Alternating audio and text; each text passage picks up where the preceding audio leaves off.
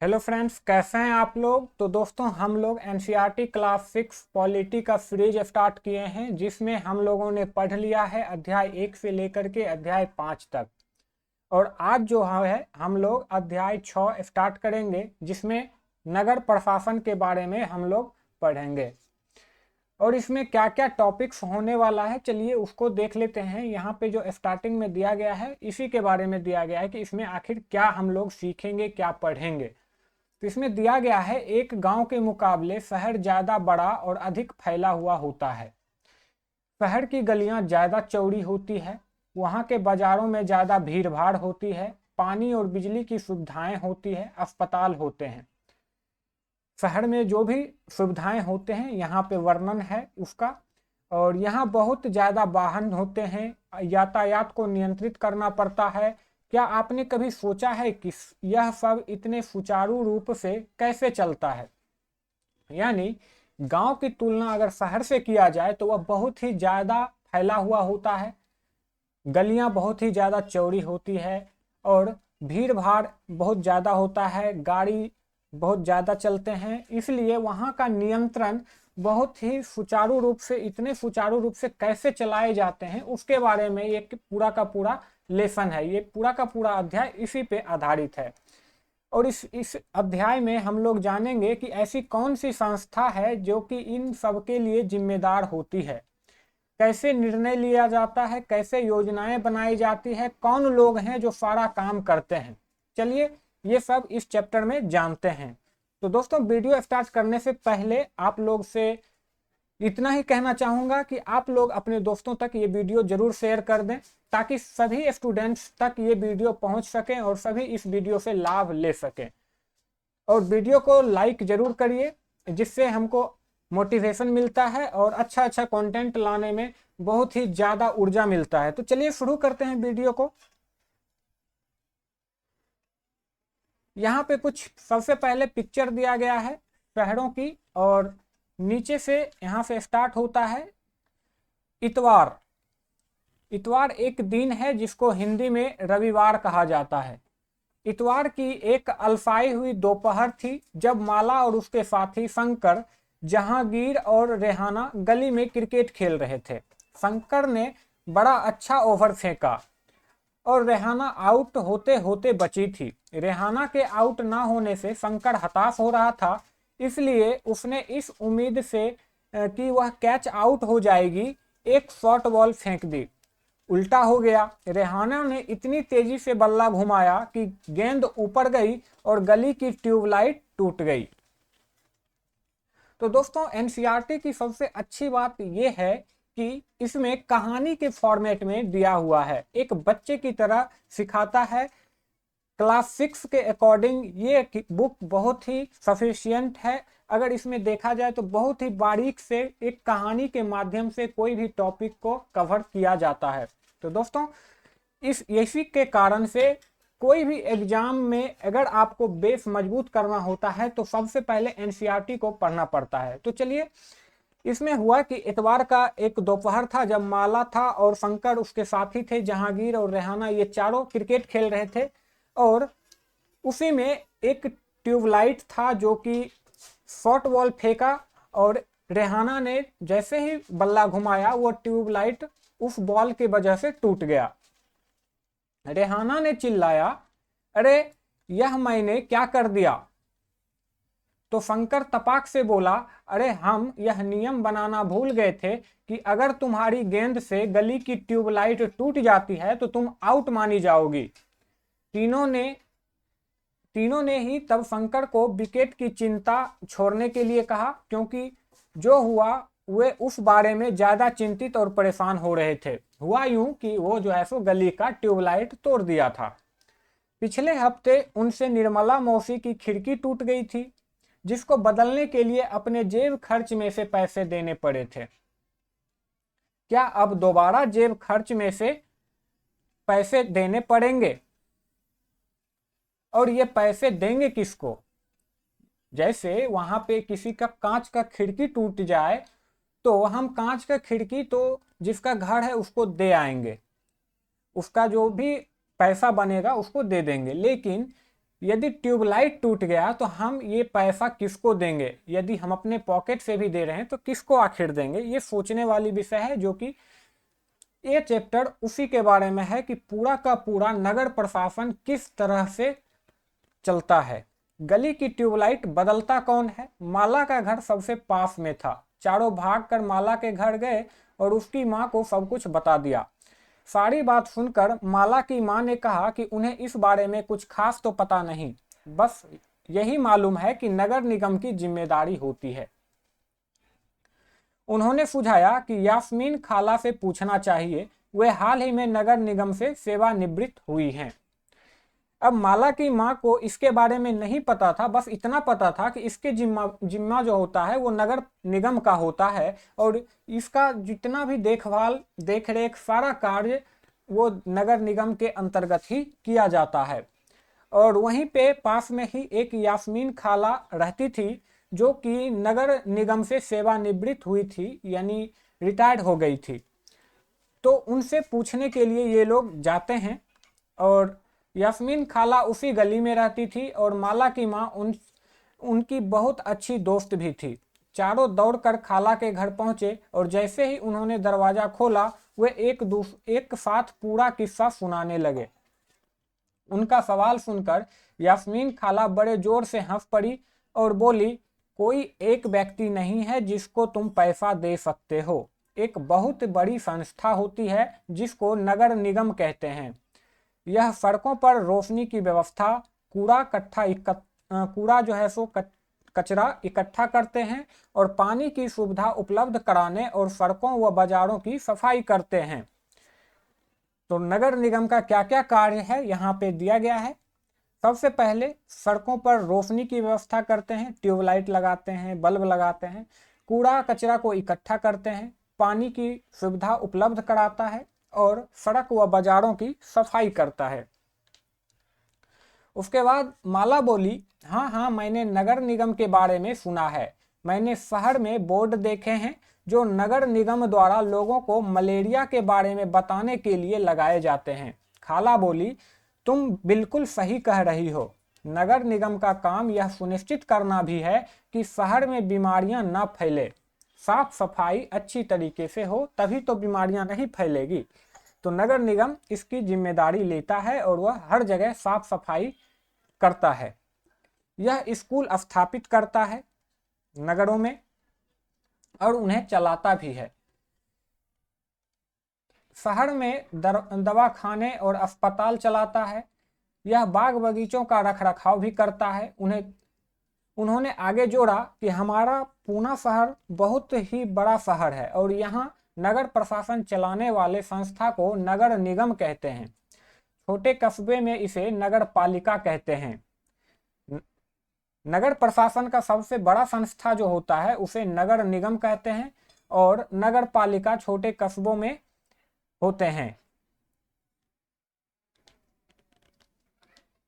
आगे है निगम पार्षद एवं प्रशासनिक कर्मचारी। इसके बारे में यहाँ पे दिया हुआ है। यास्मीन खाला, मुझे बड़ी उत्सुकता हो रही है कि यह फैसला लेता कौन है कि पार्क कहाँ बनाया जाए। जब आप नगर निगम में काम करती थी तो क्या ऐसे मजेदार निर्णय भी लेने पड़ते थे? ये रेहाना पूछती है। खाला ने जवाब दिया, नहीं रेहाना, मैं तो निगम के लेखा विभाग अकाउंट में थी, बस लोगों की मासिक तनख्वाह की पर्चियां बनाती थी। क्योंकि शहर का आकार बहुत बड़ा होता है इसलिए नगर निगम को कई निर्णय लेने होते हैं। इसी तरह शहर को साफ रखने के लिए बहुत काम करना पड़ता है। ज्यादातर नगर निगम पार्षद ही यह निर्णय लेते हैं कि अस्पताल या पार्क कहाँ बनेगा। अब निगम पार्षद कौन होता है, चलिए आगे देखते हैं। इसमें दिया गया है, शहर को अलग अलग वार्डों में बांटा जाता है और हर वार्ड से एक पार्षद का चुनाव होता है। यानी शहर को जितना बड़ा शहर होगा उतना ही उसको जनसंख्या के अनुपात में वार्ड के रूप में विभाजित किया जाता है और वहां से इलेक्शन करा करके एक पार्षद का चुनाव होता है। नगर निगम के कुछ निर्णय ऐसे होते हैं जो सारे शहर को प्रभावित करते हैं। ऐसे जटिल निर्णय पार्षदों के समूह द्वारा लिए जाते हैं। कुछ पार्षद मिलकर समितियां बनाते हैं जो विभिन्न मुद्दों पर विचार विमर्श करके निर्णय लेती है। उदाहरण स्वरूप, एक बस स्टैंड को बेहतर बनाना है, या किसी भीड़ भाड़ वाले बाजार का कचरा ज्यादा नियमित रूप से साफ करना है, या फिर शहर के मुख्य नाले की सफाई करनी हो, तो फिर पार्षद की समितियां ही पानी, कचरा जमा करने और सड़कों पर रोशनी आदि की व्यवस्था करती है। जब एक वार्ड के अंदर की समस्या होती है तो वार्ड के लोग पार्षद से संपर्क करते हैं, यानी शहर को बहुत सारे वार्ड में विभाजित किया जाता है और वहां पे चुनाव करा करके एक पार्षद का चुनाव होता है जो कि सभी लोग अपने वोट के द्वारा उसे चुनते हैं। और जब भी वार्ड के अंदर कुछ भी परेशानी होती है लोगों को, तो वह अपने पार्षद से संपर्क करते हैं। यहाँ पे कुछ उदाहरण दिए गए हैं, जैसे बिजली के खतरनाक तार लटक कर नीचे आ जाएं तो स्थानीय पार्षद बिजली विभाग के अधिकारियों से बात करने में मदद कर सकते हैं, जहां पार्षदों की समितियां एवं पार्षद विभिन्न मुद्दे पर निर्णय लेने का काम करते हैं। वहीं उन्हें लागू करने का काम आयुक्त, कमिश्नर और प्रशासनिक कर्मचारी करते हैं। यानी निर्णय कौन लेगा, तो निर्णय पार्षद लेगा और उसके द्वारा जो भी समिति बनाए गए हैं वो समिति के द्वारा निर्णय लिया जाएगा। लेकिन वो लागू कौन कराएगा, तो लागू आयुक्त यानी कमिश्नर और प्रशासनिक कर्मचारी उसे लागू कराते हैं। आयुक्त और प्रशासनिक कर्मचारियों की सरकार द्वारा नियुक्ति की जाती है, ना कि इसे निर्वाचित किए जाते हैं। लेकिन पार्षद निर्वाचित होते हैं, यानी उसका इलेक्शन होता है और लोगों द्वारा वह चुने जाता है। तो नगर निगम में ये निर्णय कैसे लिए जाते हैं, रेहाने ने पूछा। वह कभी सोचना बंद ही नहीं करती। बच्चों के सवालों से खुश होते हुए यास्मीन खाला ने जवाब दिया, सारे वार्ड के पार्षद मिलते हैं और सबकी सम्मिलित राय से एक बजट बनाया जाता है। उसी बजट के अनुसार पैसा खर्च किया जाता है। पार्षद यह प्रयास करते हैं कि उनके वार्ड की विशिष्ट जरूरतें पार्षद परिषद के सामने रखी जा सकें। फिर ये निर्णय प्रशासनिक कर्मचारियों द्वारा क्रियान्वित किए जाते हैं।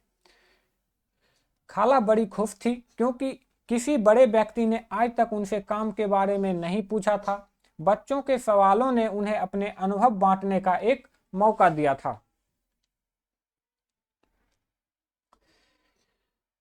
आगे दिया गया है, शंकर ने बड़ी उत्सुकता से पूछा, अपना शहर तो इतना बड़ा है, इसकी देखभाल के लिए बहुत लोगों की जरूरत पड़ती होगी। खाला ने बताया। तब खाला से पूछा और खाला जब उसका आंसर देती है तो वह बोलती है कि तब तो नगर निगम में ढेर सारे लोग काम करते होंगे। ये क्वेश्चन है। वह अब तक क्रिकेट के मैच से अपने आधे अधूरे जो भी ओवर था उसका बात बिल्कुल भूल चुका था। दरअसल शहर में काम को अलग अलग विभागों में बांट देते हैं। जैसे जल विभाग होता है, कचरा जमा करने का विभाग अलग होता है, उद्यानों की देखभाल का विभाग, सड़क व्यवस्था का विभाग, ये सभी विभाग होता है। नगर निगम के सफाई विभाग में थी कौन? खाला। उसी के लेखा विभाग में हिसाब किताब का काम करती थी। खाला बड़े इत्मीनान से बता रही थी, यानी अच्छे से सबको समझा रही थी। फिर बच्चों के खाने के लिए रसोई से कबाब लाने चल पड़ी और सभी बच्चों को कबाब खिला रही है उसकी खाला। आगे देखते हैं। आगे है, जहांगीर ने रसोई में खड़े खड़े तेजी से अपने कबाब खा लिए। फिर ऊंची आवाज में वहीं से बोला, यास्मीन खाला, नगर निगम जिस कूड़े कचरे को इकट्ठा करता है वह जाता कहाँ है? बाकी बच्चे अभी कबाब खा ही रहे थे। यास्मीन खाला ने बताना शुरू किया कि इस सवाल का जवाब बड़ा मजेदार है। जैसा कि तुम जानते हो, कचरा लगभग हर गली में ही फैला रहता है। पहले हमारे पड़ोस का भी यही हाल हुआ करता था। चारों तरफ कूड़ा फैला रहता था। अगर कूड़े को इकट्ठा करके हटाया ना जाए तो मक्खियां भिनभिनाती रहती हैं और आसपास कुत्तों चूहों का जमावड़ा हो जाता है। लोग इसकी बदबू से बीमार भी पड़ जाते हैं। एक और बुरी बात यह थी कि बच्चों ने गली में क्रिकेट खेलना छोड़ दिया था, क्योंकि उनके घर वाले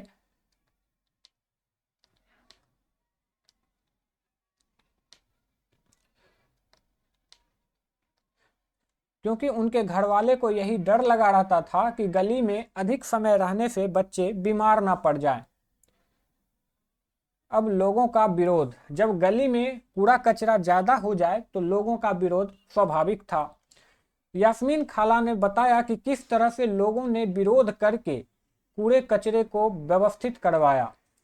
देखते हैं किस तरह से इसमें कहानी दिया गया है। यास्मीन खाला ने अपनी बात जारी रखी। मोहल्ले की औरतें इन सबसे बड़ी नाराज थीं। किससे? क्योंकि उसके मोहल्ले में इतने सारी कचरा फैली हुई थी कि वे सभी नाराज थी। वे सलाह लेने मेरे पास भी आई, यानी खाला के पास भी गई थी। मैंने उन्हें कहा कि मैं विभाग के किसी अधिकारी से इस मामले में बात करने की कोशिश करूंगी, मगर मैं भी निश्चित तौर पर यह बात नहीं कह सकती थी कि इसमें कितना समय लगेगा। इस पर गंगाबाई ने बताया कि हमें अपने वार्ड के पार्षद के पास इस समस्या को लेकर जाना चाहिए। आखिर वोट देकर हमने उसे चुना है, उसके सामने हमें विरोध प्रदर्शन करना चाहिए। गंगाबाई ने महिलाओं को एक छोटे समूह को इकट्ठा किया और पार्षद के घर पहुंच गई। सभी औरतें घर के सामने जाकर नारे लगाने लगी। तब पार्षद घर से बाहर निकले और उन्होंने उनकी समस्या के बारे में पूछा। गंगाबाई ने अपने मोहल्ले की खराब हालत की बयान की कि मेरे मोहल्ला की हालत जो है सो बहुत ही दयनीय है, बहुत ही ज़्यादा कूड़ा कचरा फैला हुआ है।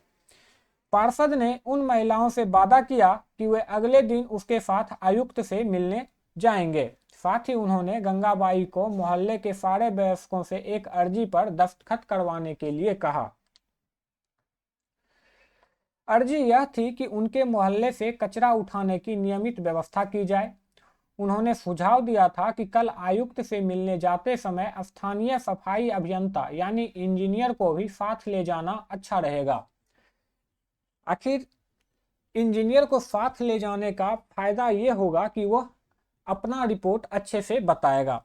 इससे फायदा होगा क्योंकि सफाई अभियंता भी आयुक्त को बता सकेगा कि हालत कितनी खराब है। उस दिन पूरी शाम बच्चे घर घर का चक्कर लगाते रहे ताकि अर्जी पर ज्यादा से ज्यादा परिवारों के लोगों के दस्तखत लिए जा सकें। अगली सुबह बहुत बड़ी संख्या में महिलाएं पार्षद और सफाई अभियंता के साथ नगर निगम के दफ्तर गई। आयुक्त पूरे समूह से मिले, पर वे बहाना बनाने लगे कि नगर निगम के पास पर्याप्त संख्या में ट्रक उपलब्ध नहीं है। गंगाबाई ने कहा, लगता है कि आपके पास अमीर इलाकों से कचरा उठाने के लिए पूरे ट्रक हैं। जैसे ही वहां पे आयुक्त ने कहा कि हमारे पास पर्याप्त ट्रक नहीं है जो कि आपके इलाके से कचरे को वहां से उठावा लें, लेकिन उसी समय गंगाबाई ने तपाक से कहा कि ऐसा लगता है कि आपके लिए अमीर इलाकों से कचरा उठाने के लिए बहुत ज्यादा ट्रक है आपके पास। जहांगीर ने झट से कहा, इससे आयुक्त का तो मुंह ही बंद हो गया होगा। और नहीं तो क्या, उसने फौरन इंतजाम करने के लिए कहा, यास्मीन खाला ने बताया। गंगाबाई ने आयुक्त को चेतावनी दी कि अगर 2 दिन के अंदर काम नहीं हुआ तो नगर निगम के सामने बहुत बड़ी संख्या में महिलाएं धरने पर बैठ जाएंगी। तो क्या गलियों की सफाई हो गई? रेहाना झट से पूछा। 2 दिन तक कुछ भी नहीं हुआ। वो तो जब एक बहुत बड़े समूह ने विरोध प्रदर्शन किया, जोरदार नारे लगाए, तब जाकर बात बनी। अब मोहल्ले की सफाई नियमित रूप से होने लगी। यह तो बिल्कुल बम्बैया सिनेमा की तरह सुखद अंत हुआ, माला ने कहा। वह अपने आप को नेतृत्व करने वाली गंगाबाई की भूमिका में देखने का सपना देख रही थी। ऊपर एक बॉक्स छूट गया, उसे भी कवर कर लेते हैं ताकि कोई भी चीज छूटना नहीं चाहिए। यहाँ पे दिया गया है कि नगर निगम को पैसा कहाँ से मिलता है, यानी नगर निगम के पास जो भी पैसा आता है वह किस किस स्रोत से मिलता है और किस माध्यम से मिलता है। तो चलिए इसके बारे में भी जान लेते हैं। इतने सारे काम करने के लिए बहुत सारा पैसा चाहिए। निगम यह राशि अलग अलग तरीकों से इकट्ठा करता है। इस राशि का बड़ा भाग लोगों द्वारा दिए गए टैक्स से आता है। कर वह राशि है जो लोग सरकार द्वारा उपलब्ध कराई गई सुविधाओं के लिए सरकार को देते हैं। जिन लोगों के अपने घर होते हैं उन्हें संपत्ति कर देना होता है। साथ ही पानी एवं अन्य सुविधाओं के लिए भी कर देना होता है। जितना बड़ा घर उतना ज्यादा कर। निगम के पास जितना पैसा आता है उसमें संपत्ति कर से केवल 25 से 30% पैसा ही आता है। शिक्षा पर भी कर लगाया जाता है। अगर आप किसी दुकान या होटल के मालिक हैं तो उस पर भी कर देना पड़ता है। अगली बार जब आप सिनेमा देखने जाइएगा तो टिकट पर ध्यान से देखिएगा, वहां पे लिखा रहता है मनोरंजन कर। मनोरंजन कर भी हम लोग को देना पड़ता है। इस तरह अमीर लोग संपत्ति कर देते हैं, वहीं जनसंख्या का एक बड़ा हिस्सा सामान्य तरह के कर देता है। उसके बाद नीचे एक और बॉक्स है, उसको भी देख लेते हैं। खाला के सेवानिवृत्त होने के बाद नगर निगम में क्या क्या बदलाव आया, इसमें बताया गया है। यास्मीन खाला ने बच्चों को जो नहीं बताया वह यह है कि हाल के समय में पैसा बचाने के लिए नगर निगमों ने कचरा उठाने और उसे ठिकाने लगाने के लिए निजी ठेकेदार रख लिए हैं। यानी प्राइवेट रूप से किसी व्यक्ति को टेंडर दे दिया जाता है और वो साफ सफाई का पूरे जिम्मेदार होते हैं। इसको निजीकरण कहते हैं। इसका मतलब है कि जो काम पहले सरकारी कर्मचारी करते थे वो अब निजी कंपनी करेंगे। निजी ठेकेदार जिन मजदूरों को कचरा जमा करने और उठाने के काम पर लगाते हैं उन्हें बहुत कम पैसा देते हैं। उन मजदूरों की नौकरी अस्थायी होती है और कचरा उठाने का काम काफी खतरनाक भी होता है। अक्सर उनके पास अपनी सुरक्षा के साधन नहीं होते हैं। अगर काम करते हुए वे घायल हो जाएं तो उनकी देखभाल करने वाला कोई नहीं होता। तो दोस्तों उस समय जब खाला जॉब में थी तो उस समय ये व्यवस्था नहीं था निजीकरण का, लेकिन रिटायर होने के बाद ये बदलाव आया। आगे जो दिया गया है चलिए देखते हैं। यहाँ पे कुछ क्वेश्चंस हैं, ये सोच विचार का है तो आप लोग इसे ध्यान से सोचिए विचारिए। आगे दिया गया है कि सभी बच्चों को गंगाबाई की कहानी सुनकर बहुत मजा आया।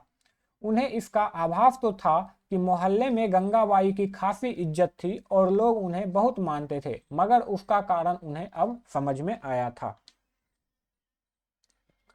बच्चों ने खाला का शुक्रिया अदा किया और जाने के लिए उठ खड़े हुए। जाते जाते रेहाना ने कहा, खाला बस एक और आखिरी सवाल है, घर पर अभी जो 2 कूड़ेदान हैं वो भी क्या गंगाबाई का सुझाव था? खाला ने हंसने लगी और बोली, अरे नहीं नहीं, यह तो नगर निगम ने ही सुझाव दिया था कि हम खाने पीने और गलने वाली चीजों को एक कूड़ेदान में डालें और प्लास्टिक कांच जैसी ना गलने वाली चीजों को दूसरे कूड़ेदान में। जब हम अपने कचरे की छटाई कर देते हैं तो निगम वालों का काम थोड़ा आसान हो जाता है। बच्चों ने इतने सारे सवाल का जवाब देने के लिए खाला का फिर से शुक्रिया किया और टहलते हुए गली की तरफ चल पड़े। बहुत देर हो चुकी थी और उन्हें जल्दी जल्दी घर पहुंचना था। आज हमेशा के मुकाबले गली में अंधेरा थोड़ा ज्यादा था। उन्होंने ऊपर देखा, फिर मुस्कुराते हुए एक दूसरे को देखा और वापस खाला के घर के तरफ दौड़ पड़े। तो दोस्तों आज के इस वीडियो में हम लोगों ने नगर प्रशासन के बारे में देखा कि किस तरह से आयुक्त का नियुक्ति होता है और पार्षद का निर्वाचन होता है और उसके क्या क्या कार्य होते हैं, किस तरह से शहर के गली मोहल्लों का साफ सफाई और लाइट की व्यवस्था आदि किया जाता है। आगे एक और बॉक्स दिया गया है, इसको कवर करने के बाद ये पूरा चैप्टर 6 कंप्लीट हो जाएगा। इस बॉक्स में दिया गया है सूरत शहर के बारे में। 1994 का वर्ष था। सूरत शहर में भयंकर प्लेग फैला हुआ था। सूरत भारत के सबसे गंदे शहरों में एक था। लोग घरों का और होटलों का भी कूड़ा कचरा पास ही नाली में या सड़क पर ही फेंक देते थे। इससे सफाई कर्मचारियों को कूड़ा कचरा उठाने तथा उसे ठिकाने लगाने में काफ़ी मुश्किल होती थी। ऊपर से नगर निगम अपना काम नियमित रूप से नहीं कर रही थी, जिससे स्थिति और भी बदतर हो गई थी। प्लेग हवा के जरिए फैलने वाला बीमारी होता है। जिन लोगों को प्लेग हो जाए उन्हें दूसरों से अलग रखा जाता था, और अभी भी यदि इस तरह की कोई वायरस फैलती है तो उसे अलग कर दिया जाता है। सूरत में उस साल बहुत से लोगों ने अपनी जान गंवाई। करीब 3 लाख से अधिक लोगों ने शहर छोड़ दिया था। प्लेग के डर से यह अनिवार्य कर दिया गया था कि नगर निगम मुस्तैदी से काम करे, सारे शहर की अच्छी तरह से सफाई की जाए। आज की तारीख में चंडीगढ़ के बाद भारत के सबसे साफ शहरों में दूसरा स्थान सूरत का ही है। तो दोस्तों, सूरत एक शहर है जो कि बहुत ही गंदा शहर हुआ करता था, लेकिन जब से प्लेग फैला उसके बाद से वहाँ के नगर निगम जो है सो इतना निगरानी रखता है कि वो अब चंडीगढ़ के बाद दूसरा शहर के रूप में स्वच्छ शहर में स्थान बनाया है। उसके बाद यहाँ पे एक क्वेश्चन दिया गया है, क्या आप जानते हैं कि आपके मोहल्ले में कब और कितनी बार कूड़ा उठाया जाता है? क्या आपको लगता है कि सभी मोहल्ले में उतनी ही बार कूड़ा उठाया जाता होगा? यदि नहीं तो क्यों? चर्चा करें।